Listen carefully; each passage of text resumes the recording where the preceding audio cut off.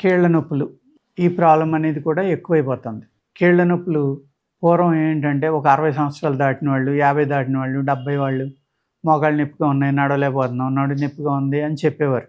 ఇప్పుడు 30 సంవత్సరాలు వచ్చేసరికి 20కి లేకపోతే 25 సంవత్సరాలకి మోకాళ్ళలో గుజ్జు జరిగిపోయింది, మెడ దగ్గర గుజ్జు జరిగిపోయింది, వెన్నుపూస పక్కకెళ్ళింది. ఇలాగా అనేక రకాల ప్రాబ్లమ్స్ చెప్తున్నారనమాట. ఈ ప్రాబ్లమ్స్ నుంచి బయటపడాలి అంటే మన బాడీలో మినరల్స్ ఎంతవరకు ఉన్నాయి అనే టెస్ట్ చేయించుకోవటం కంపల్సరీ అండి. ఈ మినరల్స్ అనే వాటి పాత్ర ఎంత ఇంపార్టెంట్ అంటే D3, K2, zinc, magnesium, B12, vitamin C, iron ఇలాంటివి చూసుకుని జీవితాంతం వాడక్కల, సంవత్సరాల తరబడి వాడక్కల. మధ్య మధ్యన ఐరన్ డెఫిషియన్సీ ఉంది మీకు, చక్కగా కరివేపాకు లేకపోతే హయ్యెస్ట్ ఐరన్ ఉండేది ఉసిరికాయ, ఆమ్లా అంటాం, త్రిఫలాలో ఒక పార్ట్ అది అద్భుతాలు చేస్తుంది. ఈ ఉసిరి కషాయం కానీ లేకపోతే ఉసిరికాయ ముక్కలు కోసి పానకంలో ఉడకబెట్టి ఎండబెడతారు, మురబ్బా అంటారు, ఆ మురబ్బా కానీ ఇలాగ ఐరన్ ఎక్కువ ఉన్న పదార్థాలు తీసుకోవడం మొదలుపెట్టండి. మామిడి జీడి, మీరు ఏదైతే చాకుతోటి కోసినప్పుడు నల్లగా తయారవుతుందో వాటిల్లో ఐరన్ చాలా హైయెస్ట్ ఉన్నట్టు. గుంట కలగరాకు, మనం దాన్ని ఎక్కువ హెయిర్కి వాడుతూ ఉంటాం. ఎందుకు వాడతాం? ఐరన్ హైయెస్ట్ ఉంది కాబట్టి. అదే గుంట గున్నాకు అంటారు, గుంట కలగర అంటారు. దాన్ని వారానికి ఒకసారి పప్పులో వేసి వండుకున్నారనుకోండి, ఇంట్లో అందరికీ కూడా ఐరన్ బ్యాలెన్స్ అవుతుంది. ఈ ఉసిరి అనేది పూర్వం ఆవకాయ పెట్టేవారు, ఉసిరికాయ చట్నీ, ఉసిరికాయ ఆవకాయ అనేక రకాలుగా. ఈ పాతది అయిన తర్వాత ఏదో వారానికి 2-3 రోజులు ఇలా తినేవారు అనమాట. అటు టేస్టీ చట్నీగానే ఉంటుంది, ఇటు ఐరన్ డెఫిషియన్సీ అనేది రాకుండా అది చూసుకుంటుంది. ఎందుకు అంటే ఉసిరిలో విటమిన్ సి బ్రహ్మాండంగా ఉంటుంది, at the same time iron అద్భుతంగా ఉంటుంది. ఈ కాంబినేషన్ అనేది ఒక మిరకిల్ అనమాట. ఎందుకు అంటే విటమిన్ సి తక్కువ ఉన్న వాళ్ళకి ఐరన్ బాడీ అబ్జర్వ్ చేసుకోదు. ఇక్కడ ఆ ప్రశ్నే లేదు. కళ్ళు మూసుకుని ఎటువంటి రెండో ఆలోచన లేకుండా ఉసిరి అనేదాన్ని వాడుకోవచ్చు. కంటిన్యూగా వాడుకున్నా నష్టమేం లేదు. ఒక అమృత ఫలం ఉసిరికాయ, అందుకు ఆమ్లా అంటారు దీన్ని. ఆ ఆమ్లాని మీరు రెగ్యులర్గా వాడుకోండి. ఈ ఎనీమియా అనేది ఉండదు. ఎప్పుడైతే రక్తం మీకు బాడీలో సరిపడి లేదో, ఐరన్ డెఫిషియన్సీ కానీ హిమోగ్లోబిన్ డెఫిషియన్సీ కానీ ఉందో, అప్పుడు ఆటోమేటిక్గా మిగిలిన డెఫిషియన్సీలు స్టార్ట్ అవుతాయి. ఈ రావడానికి ఇక్కడ అన్ని లింక్ అనమాట ఒకదానికోటి. D3, B12 లేదనుకోండి, ఎముకలు వీక్ అవుతాయి. మెగ్నీషియం అయ్యి లేవనుకోండి, మీ నరాలు వీక్ అవుతాయి. ఇలాగా మీ శరీరం ఈ ఎముకల నొప్పులు అనేది అనేక రకాలు.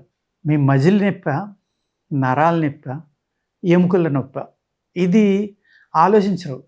వచ్చిన పేషెంట్లు మాకు కీళ్ళ నొప్పి అండి అంటారు. ఎక్కడండి అంటే తొడ దగ్గర అంటారు. తొడ దగ్గర మీకు నరాల నొప్ప, మజిల్ నొప్ప, ఎముక నొప్ప అమ్మ, సరిగ్గా ఆలోచించి చెప్పండి అంటే, అవునండి ఎముక కాదు, పైనే మజిలే.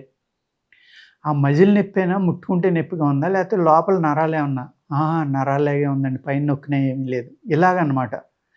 వాళ్ళు ఏంటనేది ఆలోచించరు. నొప్పి ఉంటే కీళ్ళ నొప్పి కిందే లెక్క. ఈ కీళ్ళ నొప్పుల్లోకి వచ్చే ఎక్కువగా వాత వ్యాధులే ఎక్కువ ఉంటాయండి. నేను అనేక వీడియోల్లో చెప్పాను, 80-84 వాత వ్యాధులు. కొంతమంది పూర్వం ఋషులు, యోగులు ఎవరైతే ఉన్నారో ఈ ఆయుర్వేదంలో 80 వాతాలని కొందరు, 84 అని కొందరు చెప్తారు. ఎనీవే చాలా ఎక్కువ రకాల వాత వ్యాధులు ఉంటాయన్నమాట. ఈ వాత వ్యాధుల్లో చాలా విచిత్రాలు ఉంటాయి. ఓన్లీ ఒక్క ఏలికే వాతం, విపరీతమైన సలుపు ఉండొచ్చు. ఓన్లీ ఒక చెయ్యి వేళ్ళకే విపరీతమైన సలుపు ఉండి, విపరీతమైన పెయిన్ ఉండి, ఆ చేతులు పనిచేయకపోవచ్చు, తిమ్మిళ్ళు ఉండొచ్చు. మిగిలిన బాడీ అంత బ్రహ్మాండంగా ఉంది, ఎటువంటి ఇబ్బంది ఉండదు. అలాగే కొంతమందికి అర్ధముఖ వాతం అంటాం, సగం ఇక్కడి నుంచి ఇలా ఒక గీత గీసినట్టుగా 1 mm కూడా తేడా లేకుండా ఒక పక్క ఎండిపోతూ ఉంటుంది, ఒక పక్క ఫుల్ ఆరోగ్యంగా ఉంటుంది. చాలా చిత్ర విచిత్రాలుగా ఉంటాయి అన్నమాట. కొంతమందికి షోల్డర్, ఈ చేతులు సన్నబడిపోతూ ఉంటాయి. అంతా ఆరోగ్యంగానే ఉంది, చేతులు లేపుతారు, చేతులతో పని చేసుకుంటూ ఉంటారు, అన్నీ చేస్తూ ఉంటారు. కానీ ఈ మజిల్ అనేది కరిగిపోతాం, అది కూడా వాత వ్యాధి లక్షణమే. ఈ వాత వ్యాధుల్లో ఒకటే పెరాలసిస్ కూడా, అది కూడా వాత వ్యాధుల్లోకి వస్తుంది. రొమటాయిడ్ ఆర్థరైటిస్, కీళ్ళవాతం అంటాం. ఆస్టియోపోరోసిస్ ఎముకలకు మెత్తబడిపోయే ఒక వ్యాధి అనమాట. సొరయాటిక్ ఆర్థరైటిస్ అంటే సొరయాసిస్ సంవత్సరాల తరబడి ఉండిపోయి బాగా ముదిరిపోవడం వల్ల, అది ఎముకల్లోకి వెళ్ళిపోవడం వల్ల వచ్చేది సొరయాటిక్ ఆర్థరైటిస్ అని అంటాం. ఇలాగా ఈ ఆటో ఇమ్యూన్ ప్రాబ్లమ్స్ ఏవైతే ఉన్నాయో, ఏది కీళ్ళవాతం అంటే రొమటాయిడ్ ఆర్థరైటిస్, సొరయాటిక్ ఆర్థరైటిస్, అలాగే ఆస్టియోపోరోసిస్, ఇటువంటివన్నీ కూడా ఆటో ఇమ్యూన్ ప్రాబ్లమ్స్. వచ్చిన పేషెంట్లు అడుగుతూ ఉంటారు, సార్ జీవితాంతం స్టెరాయిడ్స్ వాడుకోవటం తప్ప ఇది తగ్గదు అని చెప్తున్నారు డాక్టర్లు, మీరేమో మందులు ఇస్తానంటున్నారు, ఎంతవరకు మిమ్మల్ని నమ్మచ్చు, తగ్గుతాయా తగ్గవా, పెర్మనెంట్గా తగ్గిపోతుందా, ఇలాగ అనేక ప్రశ్నలు వేస్తూ ఉంటారు అనమాట. ఎందుకు అంటే భయం, పేషెంట్ యొక్క భయం. అది ఆ ప్రాబ్లం వాళ్ళు అనిపిస్తున్నారు, రాత్రి పగలు నిద్ర ఉండదు. మీకు రొమటాయిడ్ ఆర్థరైటిస్ అనేది గుర్తించడం ఎలా అంటే, బోన్స్ మెయిన్ ఎక్కువ చేతులు బోన్లకి తొందరగా వస్తుంది మొట్టమొదటిగా. ఈ ఎముకల దగ్గర వాపు వచ్చి ఇలా ముడిసినప్పుడు పట్టేసుకున్నట్టుగా పూర్తిగా ముడుచుకోదు. లేదు, మీ కాలి బొటకనేళ్ళు లేకపోతే ఈ భుజాలు వాయడం, విపరీతమైన నొప్పి, మంచం మించి లేగనివ్వు. అదే కొంచెం రంగు తెల్లగా ఉన్నవాళ్ళు అనుకోండి, ఆ ఎరుపుదనం కూడా కనపడుతుంది ఆ షోల్డర్స్ మీద కానీ, ఎముకల మీద కానీ, కాళ్ళ మీద కానీ, ఇలా అన్నమాట. అప్పుడు మీరు అశ్రద్ధ చేశారనుకోండి, స్టార్టింగ్లో ఆ లక్షణాలు కనపడినప్పుడు వెంటనే మీరు బ్లడ్ టెస్ట్ చేస్తే రొమటాయిడ్ ఆర్థరైటిస్ ఆర్ఏ ఫ్యాక్టర్ అని ఉంటుంది, ఈఎస్ఆర్ అని ఉంటుంది. ఈ 2 ఫ్యాక్టర్లను బట్టి డాక్టర్స్ నిర్ణయిస్తారు. ఈ లక్షణాలు ఉండి అవి బాగున్నా కూడా మీలో వాతం ఉండొచ్చు. ఇక్కడ రిజల్ట్ మీకు ఏదైతే బ్లడ్ టెస్ట్ చేయించామో, లేకపోతే అనేక రకాల టెస్టులు చేయించామో, ఆ టెస్ట్లో ఏమీ లేదు, బాగానే ఉందంటున్నారు, నొప్పులు తగ్గట్లేదు అంటే ఏంటంటే రక్తగత వాతం. అప్పుడు మీకు బోన్స్ లోపల కానీ, రక్తంలో కానీ వాత వ్యాధి అనేది ఉంది. అది టెస్ట్కి దొరకకపోవచ్చు, దొరకాలని ఏమీ లేదు. అంచేత ఆ బ్యాక్టీరియా ఏదైతే రొమటాయిడ్ ఆర్థరైటిస్కి సంబంధించింది, ఆటో ఇమ్యూన్కి సంబంధించిన బ్యాక్టీరియా ఉందో, సి రియాక్టివ్ ప్రోటీన్ అని అనేక టెస్టులు చేస్తారు డాక్టర్లు. ఆ టెస్టులు బాగున్నంత మాత్రాన మీ శరీరంలో ఆ వ్యాధి లేదు అనేది మనం నిర్ధారించలేము. ఎందుకంటే మీకు పెయిన్ పాల లక్షణాలు అయ్యాయి, ఏ అయితే వ్యాధి లక్షణాలు ఉన్నాయో అవి ఉన్నాయి. ఉన్నప్పుడు వాడుకోవటమే మెడిసిన్. వాడుకున్నప్పుడు తగ్గిపోయింది అనుకోండి, ఓకే, వెల్ అండ్ గుడ్. తగ్గలేదు, కొన్ని నెలల పాటు కంటిన్యూ చేయాలి. ఏదైనా మిరకల్స్ ఏమీ జరిగిపోవండి, ఇమీడియట్గా తగ్గిపోయి ఏదో నెలలో తగ్గిపోతుంది, 2 నెలల్లో తగ్గిపోవాలి. చాలామంది ఏం చేస్తారంటే, వాళ్ళకి తెలుసు ఇది స్టెరాయిడ్స్ వాడుకోవాలి జీవితాంతం, డాక్టర్లు కూడా ఇది అనుభవించడమేనమ్మా, ఏదో ఒకటి వాడుకుని మినరల్ డెఫిషియన్సీ లేకుండా బలంగా పెరిగేలాగా, అలాగే పెయిన్ కిల్లర్స్ అవి వాడుకోండి, ఇది వాడుకోండి అని చెప్పేస్తూ ఉంటారు. అవి వాడటం వల్ల సైడ్ ఎఫెక్ట్లు ఉంటాయని కూడా వాళ్ళకి తెలుసు, వాడి వాళ్ళకి కూడా తెలుసు. కానీ నిరాశ అన్నమాట, ఎట్టి పరిస్థితిలో తగ్గదు, ఇది మనకి ఇబ్బంది ఉంది అనే భయంతో డాక్టర్లను సంప్రదించాలా లేదా, లేకపోతే ఇది కంటిన్యూగా ఇంకా దీన్ని వాడేస్తూనే ఉందామా, ఇంకా ఉన్ననాళ్ళు సుఖంగా ఉందాం, ఎందుకు వచ్చింది ఈ నొప్పులతోటి పడి, మనకి నిద్ర ఉండట్లేదు, ఏ పని చేయలేకపోతున్నాం, ఈ ట్యాబ్లెట్స్ వేసుకుంటే బాగానే ఉంది కదా అని అనుకోవచ్చు. అలా కాకుండా దాన్ని పూర్తిగా వదిలించుకోవడానికి చూడాలండి. అదే ఆస్టియోపోరోసిస్ ఉందనుకోండి, అది సాధారణంగా ఓల్డ్ ఏజ్లో వస్తుంది, చిన్నదనంలో కూడా రావడానికి ఆస్కారం ఉంది. తక్కువ మంది ఉంటారు, ఓల్డ్ ఏజ్ పెరిగి కొలిది చాలా ఎక్కువ మంది అయిపోతారు. ఎందుకు అంటే ఇవాళ మనం తినే ఆహారంలో మినరల్స్ అనేవి లేవు, ఎందుకంటే భూమిని పూర్తిగా పాడు చేస్తాం కాబట్టి. మీరు అన్ని వీడియోల్లో ఇదే చెప్తున్నారు అంటే ఎస్ చెప్పాలి, ఇది పచ్చి నిజం. దీన్ని కనీసం నా వీడియో 10 మందికైనా ఈ విషయం తెలుస్తుందని ప్రతి వీడియోలో చెప్తాను నేను. సాధ్యమైనంత వరకు సహజంగా పండించిన ఆహారం కానీ అందరికీ పాసిబిలిటీ లేకపోవచ్చు, ప్రయత్నం చేస్తే జరగదంటూ ఏది ఉండదండి. ఆ ప్రయత్నం చేయాలి. మనం ఏం చేస్తాం, అతను ప్రకృతి సిద్ధంగా పండించాడు, 50 కేజీలు దిగుబడి రావాల్సింది 20 కేజీలే వచ్చింది, మరి అతనికి 50 కేజీలకి సరిపడే పైసలు మనం ఇవ్వాలి కదా, ఇవ్వం, బేరం ఆడతాం. ఇది న్యాచురల్ అండి, నా మాట వినండి, తినండి, మీకు బాగా చక్కగా ఆరోగ్యం బాగవుతుంది, బాగా బలంగా పనిచేస్తుందంటే మనం పొరపాటును కూడా వాళ్ళని నమ్మం, ప్రతి ఒక్కళ్ళని అనుమానిస్తాం. అటువంటి ఆహారం తీసుకుంటే మనకి ఆరోగ్యం బాగవుతుంది కదా. మీరు మెడిసిన్స్కి, టెస్టులకి, డాక్టర్లకి ఖర్చు పెట్టేది ఆహారం పండించే వాళ్ళకి ఇవ్వండి. ఈ డబ్బు పెట్టి మీరు ఏదైతే మీ కష్టం ఉందో, మీ పెయిన్ ఉందో దానిని డబ్బు పెట్టి తీసేసుకుని పణం అయితే డబ్బు ఖర్చు పెడితే తగ్గిపోవాలి కదా, తగ్గట్లేదు కదా. అంచేత డబ్బుకిని ఈ ఇబ్బందికి లింక్ పెట్టద్దు. మీరు ₹1,00,00,000 పెట్టి రుమటాయిడ్ ఆర్థరైటిస్ ఇలా తీసేస్తే నేను ₹1,00,00,000 ఇచ్చేస్తే అది అలా నిమిషంలో పోతుంది అనుకుంటే ఇచ్చేస్తారు, అందరూ ఇచ్చేస్తారు. అలా పోయేది కాదు. ఎంత డబ్బున్నా ఈ నొప్పి అనేది అనుభవించవలసిందే, ఈ కష్టం అనేది అనుభవించవలసిందే. అందుకు దాని నుంచి అవి రాకుండా చూసుకోవాలి, కానీ వచ్చాక ఇబ్బంది పడే కన్నా అప్పుడు కూడా జాగ్రత్తలు, చాలా జాగ్రత్తలు తీసుకోవాలి. రాకముందర కొద్ది జాగ్రత్తలతోటే మీరు ఆరోగ్యాన్ని కాపాడుకోవచ్చు.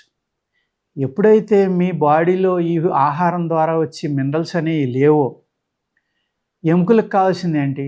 Calcium, magnesium, zinc, D3, B12 ఇలాగ అనేక రకాల మెడిసిన్స్ కావాలి, ఐరన్, ఇలా మినరల్స్ కావాలి. ఈ మినరల్స్ అన్నీ తగ్గిపోయినాయి అనుకోండి, ఎముకలు ఏమవుతుంది? ఆటోమేటిక్గా మెత్తబడిపోతాయి. ఆ మెత్తబడడానికి కారణం ఏంటి? ఒక బ్యాక్టీరియా, ఒక వైరస్ లాంటిది.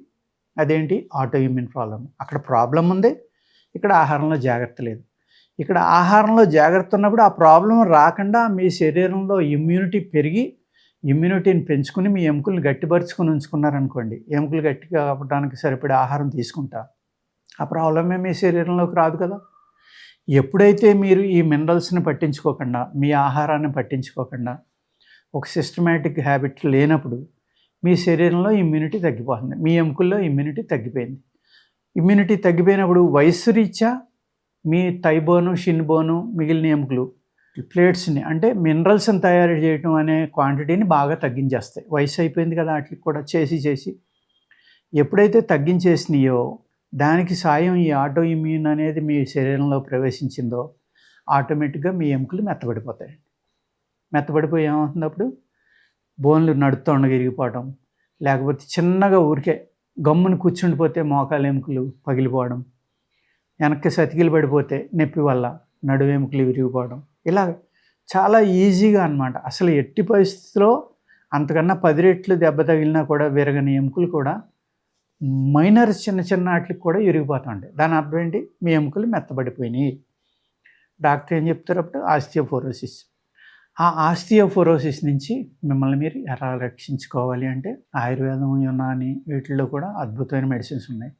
ఓన్లీ స్టెరాయిడ్స్ వాడుకుంటేనే తగ్గుతుంది, స్టెరాయిడ్స్ వల్ల పెర్మనెంట్ క్యూరు ఉందా లేదా అనే ఆలోచన కన్నా, ఈ ఎముకల నొప్పులు తగ్గాలి అంటే మెయిన్ మీరు చేయించవలసింది ఏంటంటే, మీ శరీరంలో మినరల్స్ ఏ లోపాలు ఉన్నాయి, ఆ మినరల్స్ని ఏ విధంగా రికవరీ చేసుకోవాలి, ప్రకృతి సిద్ధంగా పండించిన ఆహారం తీసుకోవాలా, ఆవు నెయ్యి తీసుకోవాలా, ఆవు పాలు తీసుకోవాలా, ఇలాగా చూసుకుని మంచి బెల్లం, నిలవన్న బెల్లం తినాలా, తేనె తీసుకోవాలా. ఈ ప్రకృతి సిద్ధంగా వచ్చిన వాటిల్లో అద్భుతాలు ఉంటాయి. కాల్షియము చాలా ఎక్కువగా ఉండేది ఏంటంటే కరివేపాకు, కొత్తిమీర, ధనియాలు ఇలాంటివి అన్నమాట. ఐరన్, ఉసిరికాయ, ఇంకోటి ఏంటి D3 ఉంది. సపోజ్ బీట్రూట్లో, పాలకూరలో ఇలాంటి వాటిలో ఎక్కువ ఉంది, పాలులో లేకపోతే నెయ్యిలో, ఇటువంటి వాటిలో. చాలామంది ఏమనుకుంటున్నారు, పాలని విషం కింద చూస్తున్నారు. కొంతమంది డాక్టర్లు ఏమంటారు, మళ్ళీ రోజు పడుకునేటప్పుడు ఒక గ్లాస్ పాలు తాగండి. అదే విషం కింద కొంతమంది చెప్తున్నారు, అదే చాలా మంచిది, మీకు వయసు పెరిగింది కాబట్టి కాల్షియం మినరల్స్ తగ్గిపోతాయి కాబట్టి తీసుకోండి అని చెప్తారు. చిన్న చేపలో అద్భుతమైన కాల్షియం ఉంటుంది, రొయ్యలు కాల్షియం ఉంటుంది, పీతలో కాల్షియం ఉంటుంది అన్వి తినే వాళ్ళకి. అలాగే ఇంకా మంచి కాల్షియం కావాలి, పాత బెల్లం వాటిలో కూడా కాల్షియం ఉంటుంది. ఇలాగా ఎట్లో కాల్షియం ఎక్కువ ఉంటుంది, ఆ ఆహారం తీసుకోవాలి. అదేవిధంగా మొరింగా అంటాం మనం, ఏదైతే మన ములక్కాళ్ళు ఉంటాయి కదా, మునగ చెట్టు, ఆ మునగ చెట్టు యొక్క చిగుళ్ళు తెంపుకొని వారానికి ఒకసారి పప్పులో వేసుకున్నాం, ఎగురుగా వండుకుంటే చేదుగా ఉంటుంది, కష్టం తినడం. పప్పులో వేసుకుంటే అలాగే వారానికి 2-3 రోజులు తక్కువ క్వాంటిటీ వేసుకుని అందరూ తింటే అందులో ఉన్నన్ని మినరల్స్ బహుశా ఏ మూలికలోని ఒకే దాంట్లో అన్ని మినరల్స్ ఉండవేమో, అంత అద్భుతమైనది అది. ఈ విధంగా దేంట్లో మనకి సఫిషియెంట్గా ఉన్నాయి. నల్ల నువ్వులు బ్రహ్మాండమైన ఐరన్ ఉంటుంది. ఇలాగా అనేక రకాలు ఉంటాయి ఈ పెంచేయి. వాటిని మనం స్టడీ చేసి వాటిని వాడుకుంటా, నియమం పాటిస్తా, ఆహారం సరిగ్గా తీసుకుని మెడిసిన్ ఏదైతే ఉందో ఆ మెడిసిన్ వాడుకుంటే చక్కగా తగ్గని ప్రాబ్లం అంటూ ఏది ఉండదండి, అన్నీ తగ్గుతాయి. అంచేత ఏంటంటే మెయిన్ మీరు పాటించవలసింది, సపోజ్ మీకు వాతం ఎక్కువ ఉంది, ఈ వాతవ్యాధి ఉన్న వాళ్ళు ఏం చేయాలి? గుమ్మడికాయ, వంకాయ, గోంగూర ఇక్కడ వంకాయ అనేది పైత్యం వల్ల వాతం ఉన్న వాళ్ళకి ఎక్కువ అవుతుంది. గోంగూర ఏమో వేడి శరీరులకు ఎక్కువైపోతుంది. అలాగే ఆనపకాయ, దోసకాయ, పెసరపప్పు ఉన్నాయనుకోండి, ఈ 3 చాలా వాటర్‌గా అంటే ఆనపకాయ, దోసకాయ, బీరకాయ కూడా వాటర్ ఎక్కువ ఉంటుంది. ఈ 3 కూడా వాటర్ ఎక్కువగా ఉన్నయి తినటం వల్ల కీళ్ళ నొప్పులు, కాళ్ళ నొప్పులు, మజిల్ నొప్పులు ఈ వాత వ్యాధులు పెరగడానికి ఆస్కారం ఉంది. అదేవిధంగా కొత్త చింతపండు ఎక్కువగా వాడడం వల్ల ఏమవుతుంది, మీ శరీరంలో ఉన్న మినరల్స్‌ని కొన్ని ఆటిలిని తినేస్తుంది. రక్తాన్ని కూడా పాడు చేస్తుంది. అలాగే వక్క తింటూ ఉంటారు కొంతమంది చాలా ఎక్కువగా. ఆ వక్క అతిగా తినటం వల్ల కూడా మీ రక్తంలో ఉన్న ఈ మినరల్స్, సెల్స్ తొందరగా డ్యామేజ్ అవ్వడం జరిగి ఎముకల నొప్పులు రావడానికి కూడా ఆస్కారం ఉంది. అనేక కారణాలన్నమాట నొప్పులు రావడానికి. ఈ కీళ్ళ నొప్పులు అనేది తగ్గించుకోవాలంటే ఏం చేయాలి? ఆహారంలో నియమాలు పాటించడం, at the same time medicines వాడుకుంటే ఉపశమనం లభించిందంటూ ఏమీ ఉండదండి. ఓకేనండి. నమస్కారం.